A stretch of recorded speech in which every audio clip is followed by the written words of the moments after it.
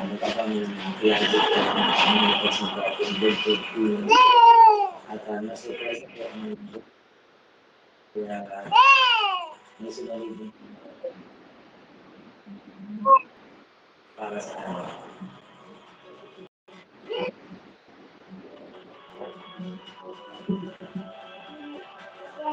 Kung ay keep up naman at natin discuss ang ating lagi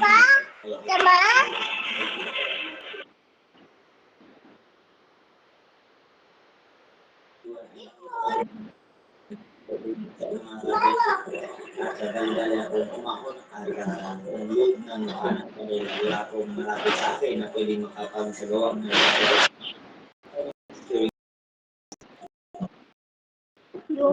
Magtanaw sa kuma astig.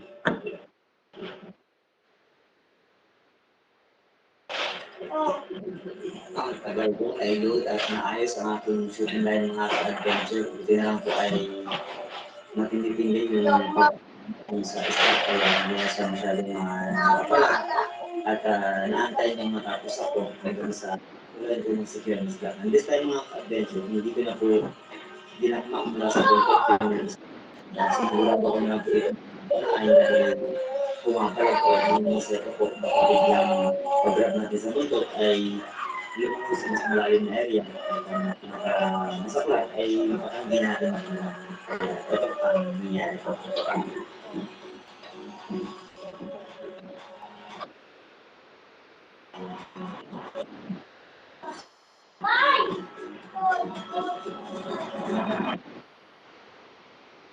mabuti ako ay medyo nakapagwas sa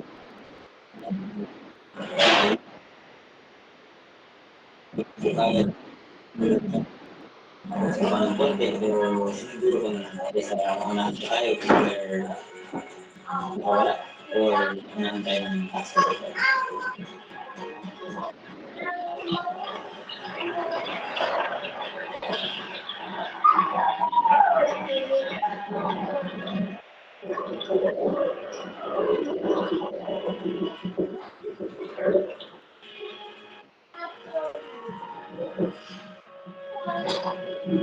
Ayan mga ka-adventure, secure na ang ating araw na ito sa mga pilaji na pangarap ng karamihan ng siguro.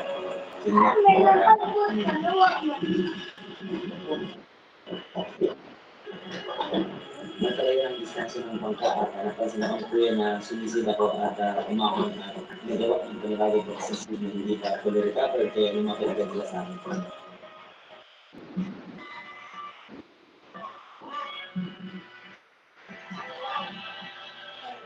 Uy!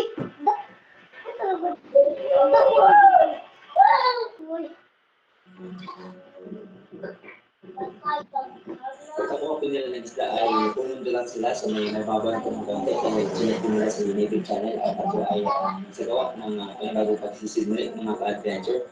Ang pumesto dito sa bato ng aking pong pinagpaguan or pinagpondohan sa paligid ng mga posible pang mga isdang dating mga rabbit. Inabot ako ng mga ilang minuto din.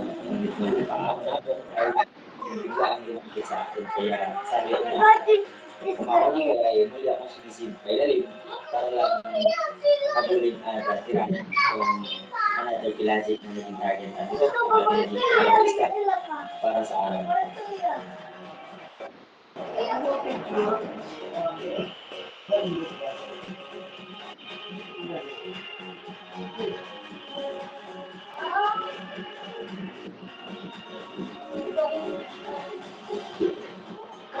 May kilimot na biglang lumako at nag-isip ako kung may sponsor or isa-isa kaya sa taon na.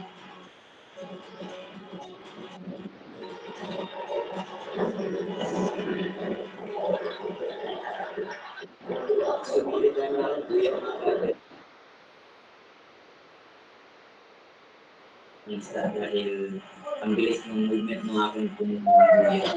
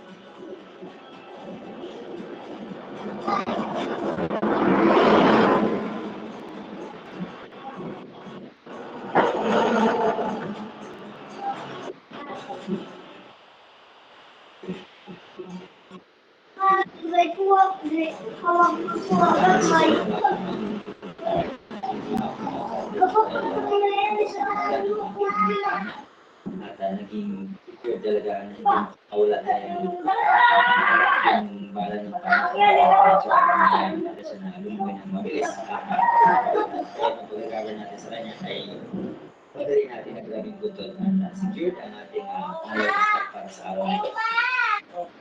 Sa edging.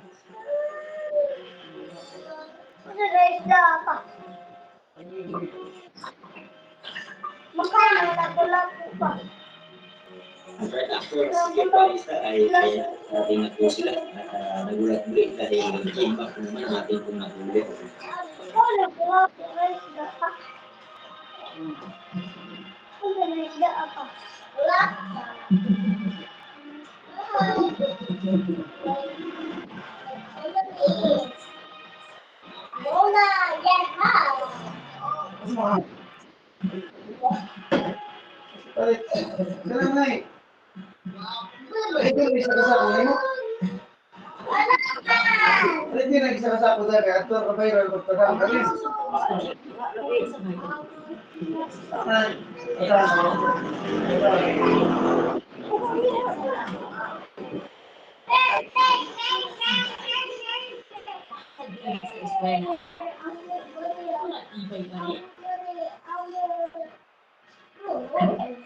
Praise the Lord, mga ka-adventures.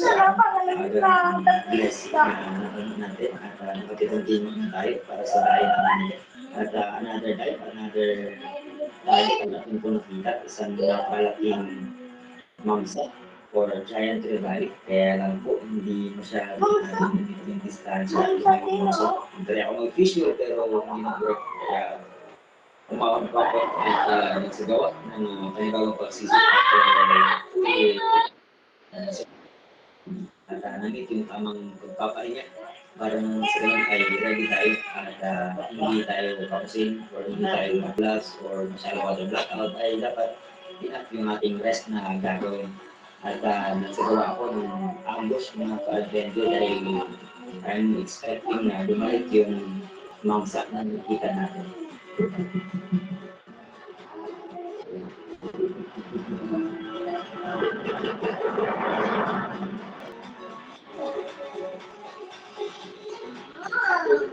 Dahil ay nag-meet kami ng lulot at sinabi ko nga sa amin mayroong GP dito sa ilalim kaya nakamit po siya and hindi niya rin po ang puna dahil medyo may kailangan isa. At mapapasin ko rin medyo blur na ng konti ang visibility.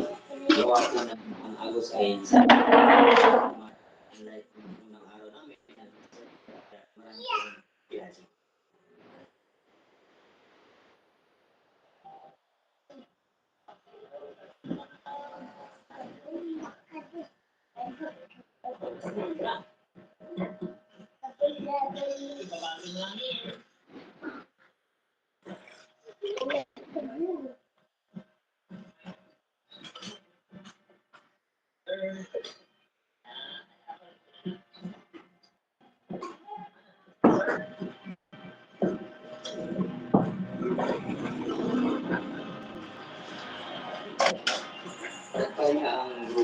ka-adventure at ako lang po ang nag-drive dun sa area sa Bacoor na pinuntahan po namin. After a few days ay bumalik kami sa isang doon po nakapalipas ng tanghalian at after po namin mag-drive ng pinsan niya ay umuwi na rin po kami dahil na medyo malayo-layo pa at napagod na ang aming pong mga kasama dahil po hindi talaga kami nabigyan ng maayos na matulog at hindi yung maging first day namin na pag-explore at na maraming area na sinisiran. Kaya panoorin ko ang kanila pong video na i-upload soon after nilang ma-edit yung aming adventure dahil nga panibagong point of view ang ating po makikita lalo na sa mga iba't ibang angulo either sa surface, sa ilalim, at sa nakakawin dahil sa mga gadgets. Ang Back-Unicorn pa lang mga ka-adventure ang isang aking ulit dito sa ilalim ng Cable Coral Reef dito at nung napapasin ko ng kapalit-palit ng snorkel ay hindi na ako nagkakabiling nag-drive kahit nakaisang band lang yun.